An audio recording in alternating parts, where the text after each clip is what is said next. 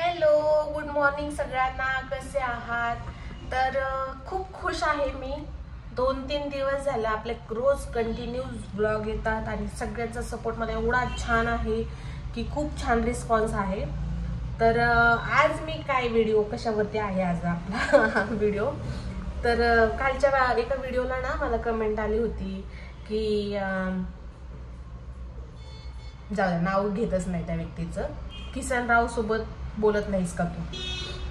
तर काय विषय आहे नेमका, तर बऱ्यापैकी मला माहीत असेल की मी आता मध्यंतरी किसन दादाला भेटले पण होते आणि किसन दादासोबत माझं बॉन्डिंग कसं आहे तर तेच मी या व्हिडिओमध्ये सांगणार आहे. जिथं सगळे तुटले ना तिथं तो खंबीर होता, त्याच्यामुळे चांगलं बॉन्डिंग आहे आमचं. कॉन्टॅक्ट पण खूप चांगलं आहे आमचं आणि खूप चांगले प्रोजेक्ट्स आम्ही त्यानंतर नाही केलेले आहेत आणि करतोय, किंवा अजून पण माझं खूप चांगलं कॉन्टॅक्ट आहेत. आज मी व्हिडिओ बनवते तर आज त्याचा खरं तर बर्थडे आहे. तर सगळ्यात आधी किसन दादाला खूप साऱ्या गोड गोड शुभेच्छा. खूप प्रगती करो त्याने आयुष्यामध्ये, खूप मोठा होऊ अशी मी ईश्वर चरणी प्रार्थना करते आणि मगच सांगेल की आमचं बॉन्ड कसं आहे. किसन दादाचे माझे खूप मजेशीर आणि गमतीशीर असे भरपूर किस्से आहेत. त्याच्या गावी गेले होते मी त्यावेळेसचे, त्याची सगळी फॅमिली मला ओळखते आणि खरं तर त्यांच्या फॅमिलीमध्ये सगळ्यांसोबत माझं बॉन्ड खूप चांगलं आहे. शिल्पाताई वगैरे असतील किंवा त्याची दादाची मम्मी पप्पा सगळेच काही. तर बऱ्याच दिवसांपासून असं काही सोबतचे व्हिडिओ बनवले नाहीत आम्ही, त्याच्यामुळे लोकांना हा प्रश्न पडतो की किसन बोलत नाहीये का वगैरे. बाकीचे कोणी बोलू अगर ना बोलू त्या गोष्टींनी फरक पडत नाही, पण खूप जास्त गरज कसं असतं आपल्या टीममधून.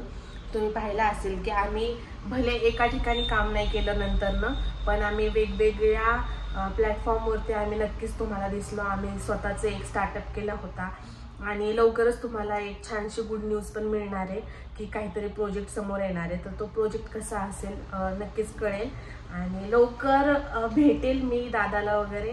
आणि त्यावेळेसला आपला पुन्हा एक छान असा बॉन्ड सगळ्यांच्या समोर घेऊन येणार आहे. तर असं नाहीये की जिथं सगळीकडून साथ सुटली त्यावेळेसला दादांनी पण सोडली, बिलकुल पण नाही. दादांनी मला खूप जास्त साथ दिली. कॉल असतो त्याचा मला आणि छान वाटतं यार की कधी कधी नाही का, चला कोणी नाही तर यार आपण असे पण माणसं कमवलेली आहेत की जे आपल्या वाईट काळामध्ये वगैरे सोबत असतात आणि छान वाटतं मला त्या गोष्टींचं की सगळीकडे पैसाच कामी येतो असं नाही. पैसा लाईफसाठी खूप जास्त इम्पॉर्टंट आहे, पण कधी कधी माणूस इमोशनली एवढा वाईट डीप मध्ये असा घुसून जातो, मरून जातो, तुटून जातो. तर त्यावेळेसला पैसा महत्वाचा पडत नाही किंवा पैसा गरजेचा वाटत नाही. त्यावेळेसला आपल्या लोकांचं कॉल येणं किंवा आपल्या लोकांनी आपल्याला विचारणं ह्या सगळ्यात जास्त महत्त्वाच्या गोष्टी असतात. आणि मला असं वाटतं की माझ्या एजनुसार मला खूप कमी एजमध्ये ह्या गोष्टी अनुभवायला मिळाल्या, शिकायला मिळाल्या आणि खूप चांगली गोष्ट आहे की प्रत्येकाने ह्या गोष्टी शिकल्याच पाहिजे. कारण की पुढचा जो वेळ येणारा असतो त्यामध्ये सक्सेसफुल लाईफ बनवायची असेल किंवा पुढे काही प्रसंग येणार असतील त्या गोष्टींमध्ये आपण कधी अडकून राहत नाही. तर मला म्हणजे नाही का सगळ्या गोष्टींमधनं म्हणजे कधी कुठल्या गोष्टीचं जास्त वाईट वाटतं, पण एवढं कळालंय की वाईट वाटून न घेणे हाच पर्याय आहे. सगळ्या पाठीमागे सोडून आपण पुढे चालत राहणं बेस्ट वे आहे.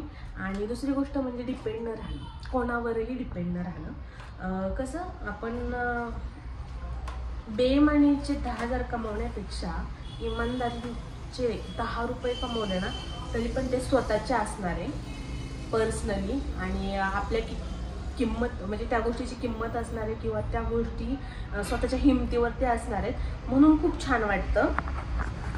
तर दादानी मला सगळ्या गोष्टींमध्ये सपोर्ट केलेला आहे आणि आय होप की मी इथून पुढच्या जे पण आमचे म्हणजे लाईफमध्ये घडणारे जे प्रसंग आहेत आयुष्यामधले तर त्यामध्ये दादा माझ्यासोबत असणार आहे किंवा मी त्याच्यासोबत असणार आहे. आनंदाचे प्रवास असो दुःखाचे प्रवास असो एकमेकांच्या सोबत असणं ही खूप मोठी गोष्ट आहे. माणूस कसाही असो पण एकमेकांच्या आयुष्यामध्ये जेव्हा सुखाच्या वेळेस नाही पण दुःखाच्या वेळेस सोबत असणं खूप जास्त गरजेचं आहे. त्यावरनं त्या माणसाची किंमत ठरवली जाते खरं तर मला म्हणजे खूप मोठा असं लाईफमध्ये ना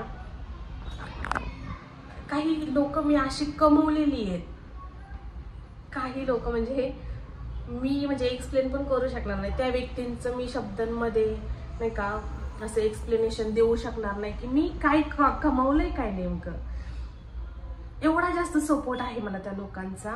आणि दादा असेल किंवा अजून स्पेशल व्यक्ती आहेत माझ्या आयुष्यात की ज्यांनी मला खूप जास्त सपोर्ट केलाय. आणि कधी कधी त्यांचं आभार मानताना मला खरंच यार मी म्हणजे डीपली रडेल माहितीये का. पण बिचाऱ्यांनी कधीही एका शब्दानेही बोलून दाखवलेलं नाहीये कुठेही. नाही तर काही लोकांना म्हणजे नाही का सवय असते, हे केलं मी हे केलं तिच्यासाठी, असं हे केलं तर एवढं केलं असं बोलायचं. पण मला तसं कुठंच जाणवलं नाही. आणि जी रिस्पेक्ट असते ना आपल्याबद्दलची, ती रिस्पेक्ट खूप महत्त्वाची आहे, खूप जास्त महत्त्वाची आहे. काम जे सोडलंय ना मी तर ते फक्त आणि फक्त भाई सुंदरीची रिस्पेक्ट एवढ्या गोष्टीसाठी सोडलेलं आहे. तर कारण की काही ते पुरलेल्या गोष्टी उकरून नसतात काढायच्या, उकरून काढत पण नाहीये. पण सांगते की आयुष्यात ना माणूस पैसा कमावतो रिस्पेक्टसाठी, नाव कमावतो ते सुद्धा आपली रिस्पेक्ट झळकली पाहिजे सगळीकडे ना, म्हणूनच तर छान वाटतं. पर्सनल लाईफ चला, सुख दुःख येतात, प्रॉब्लेम्स येतात, सगळं काही येतं. खूप सारे प्रॉब्लेम येतात ते माझ्या आयुष्यात, तर खूप अजूनही येतात ते. आज हसून बोलते तरी आज दिवसभर काय काय करते माझ्या जीवाला माहिती. त्याच्यामुळे ना लाजत नाही, पुजत नाही. फॅन फॉलोईंग एवढं चांगलं आहे ना मला. तुम्हा लोकांना खरं सांगते, मी आता बड्डेसाठी ना गेले होते, तर बड्डे वगैरे मी सेलिब्रेशन वगैरे झालं. पण जे त्या शुभांगी ताई आणि त्यांचे मिस्टर वगैरे जे दादा होते ना, त्यांनी जी मला रिस्पेक्ट दिली, सगळं शून्य केव त्यांच्यासमोर. खरं सांगते त्यांच्यासमोर सगळं काही शून्य आहे. त्यांचा जो माझ्याकडे बघण्याचा जो दृष्टिकोन होता, तर ती एक पॉझिटिव्हिटी घेऊन आली माझ्या आयुष्यामध्ये की तू लढ, तू कर, शांत बसू नका. एवढं छान मला त्यांनी पॉझिटिव्ह केलं. मी भयंकर सिच्युएशन मधून चालली आहे. म्हणतो ना की आपण आपली परिस्थिती कधी अशी मांडावी नाही, म्हणून मी जास्त डीपली माझ्या आयुष्यातल्या गोष्टी सांगत पण नाहीये की नेमकं काय होतं. पण या सगळ्यामध्ये सपोर्टिव्ह सगळेजण आहेत. आणि हा तर मुद्दा क्लिअर झाला की किसन दादाचं माझं कसं बॉन्ड आहे. आम्ही एवढी मस्ती, एवढी मजा मस्ती करतो ना, एवढा धिंगाणा करतो ना, आमच्यासारखा धिंगाणा कोणी करणार पण नाही. एवढा धिंगाणा असतं. हाना माऱ्यापासून आमची भांडण पण कसं काय एवढं पण रूडली वगैरे नसतं, तर सगळ्या गोष्टी प्रेमाने असतात.